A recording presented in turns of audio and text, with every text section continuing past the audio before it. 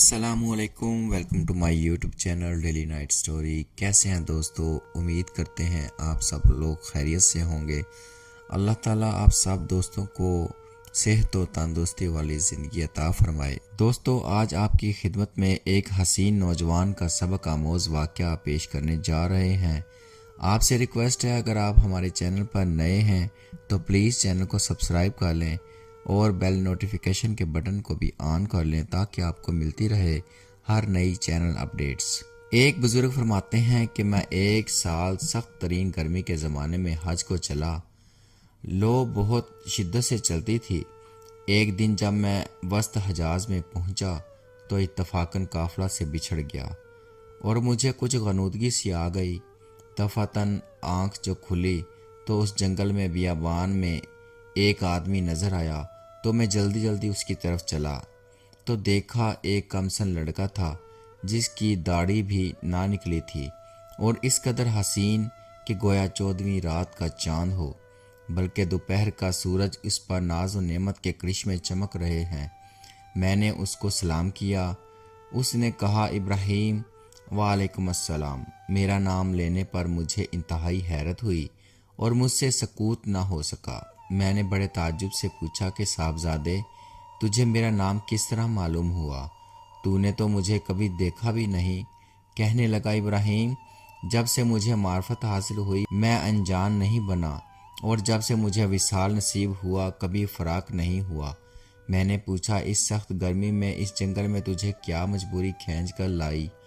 کہنے لگا، ابراہیم، اس کے سوا میں نے کبھی کسی سے انس پیدا نہیں کیا اور نہ اس کے سوا کسی کو ساتھی اور رفیق بنایا۔ میں اس کی طرف بالکل منتقل ہو چکا ہوں اور اس کے معبود ہونے کا اقرار کر چکا ہوں۔ میں نے پوچھا کہ تیرے کھانے پینے کا ذریعہ کیا ہے؟ کہنے لگا، محبوب نے اپنے ذمے لے رکھا ہے۔ میں نے کہا، خدا کی قسم مجھے ان عوارض کی وجہ سے جو میں نے ذکر کیے تیری جان کے ہلاک ہونے کا اندیشہ ہے۔ تو اس نے روتے ہوئے، اس کی آنکھوں سے آنسوں کی لڑی موتیوں کی طرح سے اس کے رخساروں پر پڑ رہی تھی۔ چند شعر پڑھے جن کا ترجمہ یہ ہے، کون شخص ڈرا سکتا ہے مجھ کو جنگل کی سختی سے، حالانکہ میں اس جنگل کو اپنے محبوب کی طرف چل کر قطع کر رہا ہوں اور اس پر ایمان لا چکا ہوں۔ مجھ کو بے چین کر رہا ہے اور شوق ابھارے لیے جاتا ہے، اور اللہ کا چاہنے والا کبھی کسی آدمی سے نہیں ڈر سکتا۔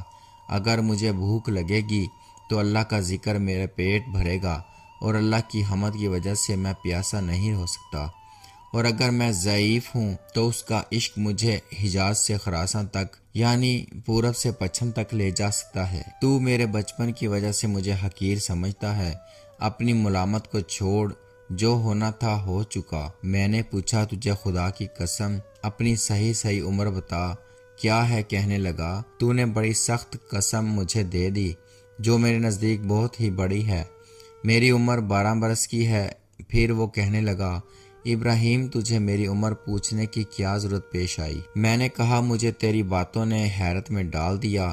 کہنے لگا، اللہ کا شکر ہے، اس نے بہت نعمتیں عطا فرمائی، اور اللہ کا فضل ہے کہ اس نے اپنے بہت سے مومن بندوں سے افضل بنایا۔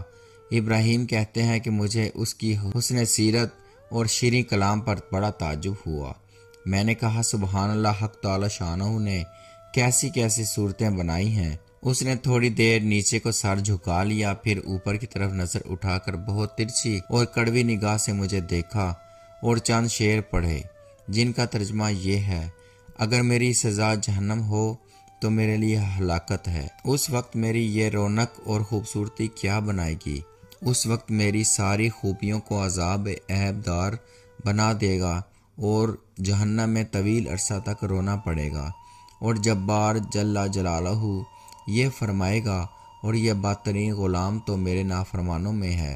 تو نے دنیا میں میرا مقابلہ کیا میری حکم عدولی کی؟ تو میرے عہد و پیمان کو بھول گیا تھا، میری ملاقات کو بھول گیا تھا، تو اس دن دیکھے گا کہ فرمان برداروں کے منہ 14ویں رات کے چاند کی طرح چمک رہے ہوں گے، اور حق تعالی شانہ اپنے اوپر سے انوار کے پردے ہٹا دیں گے، جس کی وجہ سے یہ فرمان بردار اس پاک ذات کی زیارت سے ایسے مبہوت ہو جائیں گے کہ اس کے مقابلے میں ہر نعمت اور ہر راحت کو بھول جائیں گے، اور حق تعالی شانہ ان فرمانبرداروں کو ہیبت اور خوشنودی کا لباس پہنائیں گے اور ان کے چہروں کو رونق اور شادابی عطا ہوگی۔ یہ اشعار پڑھ کر کہنے لگا، اے ابراہیم، مہجور وہ ہے جو دوست سے منقطع ہو گیا ہو، اور وصال اس کو حاصل ہے جس نے اللہ تعالیٰ کی عطائت سے وافر حصہ لیا۔ ابراہیم، اپنے رفقائے سفر سے بچھڑ گئے ہو؟ میں نے کہا ہاں، میں ایسے ہی رہ گیا۔ تجھ سے اللہ کے واسطے سوال کرتا ہوں کہ تو میرے لیے دعا کرے کہ میں اپنے ساتھیوں سے جا ملوں۔ میرے اس کہنے پر اس لڑکے نے آسمان کی طرف دیکھا اور کچھ آہستہ آہستہ زبان سے کہا کہ مجھے اس کے ہونٹ حرکت کرتے ہوئے معلوم ہوئے۔ اس وقت مجھے دفعتاً نیند کا جھونکا سا آیا یا بے ہوشی سی ہوئی۔ اس سے جو میں نے افاقہ پایا تو قافلے کے بیچ میں اونٹ پر اپنے آپ کو پایا، اور میرے اونٹ پر جو میرا ساتھی تھا وہ مجھ سے کہہ رہا تھا، ابراہیم ہوشیار رہو، سنبھلے رہو، ایسا نہ ہو اونٹ پر سے گر جاؤ۔ اور اس لڑکے کا مجھ کو کچھ پتہ نہ چلا کہ وہ آسمان پر اڑ گیا یا زمین کے اندر اتر گیا۔ جب ہم سارا راستہ طے کر کے مکہ مکرمہ پہنچ گئے اور میں حرم شریف میں داخل ہوا تو کیا دیکھتا ہوں کہ وہ لڑکا کعبہ شریف کا پردہ پکڑے ہوئے رو رہا ہے اور چند شعر پڑھ رہا ہے جن کا ترجمہ یہ ہے، میں کعبہ کا پردہ پکڑ رہا ہوں اور بیت اللہ کی زیارت بھی کر رہا ہوں، لیکن دل میں جو کچھ ہے اس کو اور راز کی بات کو تو خوب جانتا ہے۔ میں بیت اللہ کی طرف پیدل چل کر آیا ہوں، کہیں سوار نہیں ہوا، اس لیے کہ میں باوجود اپنی کم سنی کے فریفتہ عاشق ہوں۔ میں بچپن ہی سے تجھ پر مرنے لگا ہوں، جبکہ میں عشق کو جانتا بھی نہ تھا، اور اگر لوگ ملامت کریں کسی بات پر تو میں ابھی عشق کا طفل مکتب ہوں۔